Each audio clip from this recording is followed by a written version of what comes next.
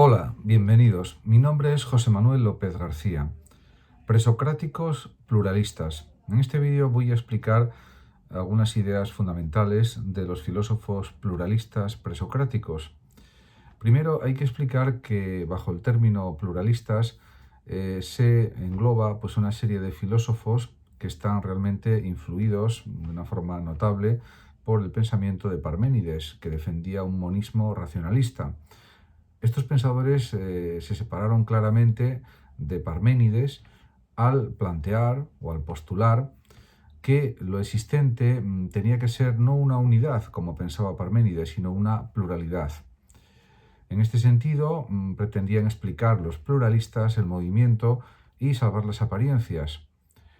También se dieron cuenta de que la lógica de Parménides conducía a una serie de aporías o contradicciones o caminos sin salida, podríamos decir, ya que el movimiento no era explicable con un único principio. En este sentido, para sobrepasar la lógica parmenidea, había la necesidad de señalar que existían una pluralidad de principios. En este sentido, podemos decir que los pluralistas más conocidos, más importantes, fueron Anaxágoras, Empédocles y los atomistas Leucipo y Demócrito. En este sentido, también hay que considerar que para los griegos la realidad estaba compuesta por cuatro elementos principales, que son el agua, el aire, la tierra y el fuego. Podemos también afirmar que Anaxágoras fue uno de los grandes filósofos pluralistas. Nació en Clazomene sobre el año 500 a.C. y falleció en el 428 antes de nuestra era. Podemos decir que fue el introductor en su reflexión sobre el mundo del concepto de nous, que significa inteligencia, intelecto o mente, y este concepto de nous tuvo una enorme influencia en los filósofos posteriores. Para Anaxágoras era evidente que al principio del todo, en el origen del universo, podemos afirmar, el universo era una masa completamente mezclada, indiferenciada, no había objetos y no existía el predominio de unos elementos sobre otros. En este sentido, introdujo el nous Anaxágoras para que pusiera un cierto orden en esa masa caótica de elementos. De hecho, el nous era una causa que produjo o generó un impulso rotatorio para que los elementos se fueran separando en círculos. Y además, este impulso producido por el nous explica el movimiento de los astros en el cielo, y también, indudablemente, para Anaxágoras fue la causa de que los objetos, las cosas, se fueran separando en este universo. Por tanto, podemos decir que, según Anaxágoras, la realidad se compone de unas partículas diminutas o semillas que él denominó homeomerías. Las homeomerías son realmente una especie de semillas o sustancias de las cuales están hechas todas las cosas. Así también lo señaló el propio Aristóteles cuando comentó la filosofía de Anaxágoras. En este orden de cosas, por ejemplo, podemos pensar que para él, para Anaxágoras, diríamos que el universo, el todo, es infinito, es autónomo, no está mezclado con ninguna cosa, y es que la más sutil y la más pura de todas las cosas tiene todo el conocimiento sobre cada cosa y el mayor poder. Y cuantas cosas tienen alma, tanto las mayores como las menores, a todas las gobierna el nous, esta inteligencia. Hay muchas porciones de muchas cosas, pero completamente separadas y divididas una de la otra. No está ninguna salvo el nous.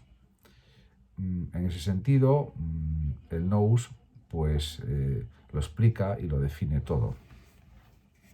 Ciertamente, además de Anaxágoras, está el filósofo presocrático Empédocles de Agrigento, que nació en el año 493 y falleció en el 433 a.C. Reconoce sin ninguna duda la existencia de cuatro elementos: tierra, agua, fuego y aire, y estos cuatro elementos indican que es un pensador pluralista que considera que a partir de una mezcla o combinación se forman tanto los seres vivos como los no vivos, en definitiva a base de la combinación de estos 4 elementos. Y por otra parte, Empédocles caracterizó estos elementos de forma semejante o con cualidades similares al ser de Parménides. Para Empédocles era indiscutible que el universo es pleno y los 4 elementos también llenan todo el universo. Por lo tanto, para Empédocles no existe el vacío.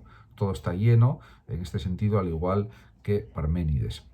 También hay que decir que para Empédocles el universo es eterno, no ha sido creado y ha existido desde siempre. Por lo tanto, no tiene un principio ni tendrá un fin. Además, según Empédocles, el universo es finito. Tiene, por tanto, unos límites definidos y más allá de estos límites no existe nada. Además, para explicar la combinación de los elementos y su reordenación, Empédocles introdujo 2 elementos, o podemos decir también 2 fuerzas, que son el amor y la discordia. En ese sentido, la fuerza del amor sirve para explicar por qué los elementos se unen, y en cambio la discordia explica por qué se separan los elementos. Y en ese sentido, él considera que hay unas fuerzas que hacen que se produzcan uniones y desuniones en la naturaleza, en la realidad, en el mundo, en el universo. También hay que decir que la idea de vacío no era aceptada por casi ningún pensador griego. En cambio, los atomistas introdujeron el concepto de vacío y en ese sentido se diferenciaron claramente de Parménides, porque Parménides consideraba que el universo era pleno y que no existía el vacío.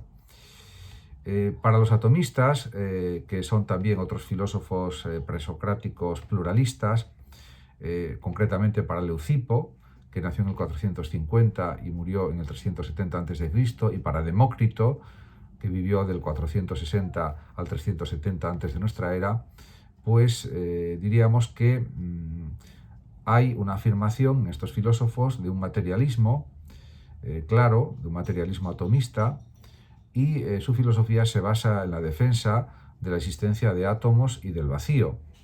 En este sentido, los átomos para los atomistas son minúsculos corpúsculos indivisibles, y además cada átomo, podemos decir que individual, es idéntico al ser de Parménides.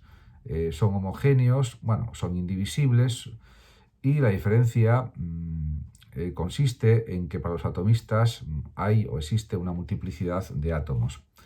Los átomos son tan pequeños que resultan imperceptibles a la vista, para los sentidos humanos en consecuencia, y se diferencian entre sí por la forma, el tamaño y la posición.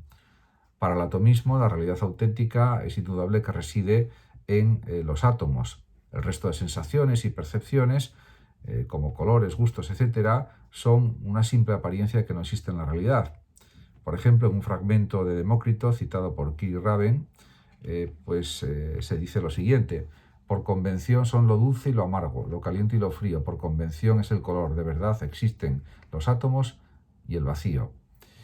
El vacío es una idea importante que surgió con los atomistas, ya que, a diferencia de Parménides y de la mayoría de filósofos, como ya anteriormente he comentado, los atomistas defendían la existencia de la nada, del vacío. Consideraban que el movimiento requiere que haya vacío, si no, no puede haber movimiento. Parménides, sin embargo, consideraba que el universo era pleno y que no existía el vacío. El atomismo está claro que también presupone un claro mecanicismo, que es una concepción filosófica que considera que la única realidad existente son cuerpos en movimiento, o el movimiento de los cuerpos. Además, a partir de los átomos es evidente que al existir también el vacío, los atomistas podían explicar toda la realidad, tanto referida al universo como al alma humana, porque el alma también está compuesta de átomos para tanto Leucipo como Demócrito. En este sentido, según el atomismo antiguo, podemos decir que el movimiento de los átomos produce una serie de choques, de colisiones y de agrupamientos, y que estos movimientos que se producen entre los átomos son según el mecanicismo, según el atomismo, son mecánicos y se deben al azar. El azar influye muchísimo en el universo. Es decir, no obedecen a ningún plan divino, porque los atomistas negaban la existencia de cualquier tipo de plan realizado por los dioses. En este sentido, eran ateos y materialistas, podríamos decir. Para los atomistas, como por ejemplo para Demócrito, que fue el principal pensador atomista, pues realmente estos movimientos al azar, mecánicos, en el universo acaban provocando remolinos, turbulencias, de donde surge el universo tal como lo conocemos. Los atomistas, además, hay que decir que a diferencia de Anaxágoras, no creen en la intervención de una fuerza externa divina, como el nous de Anaxágoras, y también cabe decir que para los atomistas el alma pues está formada por un conjunto de átomos capaces de gobernar al resto de los átomos del cuerpo.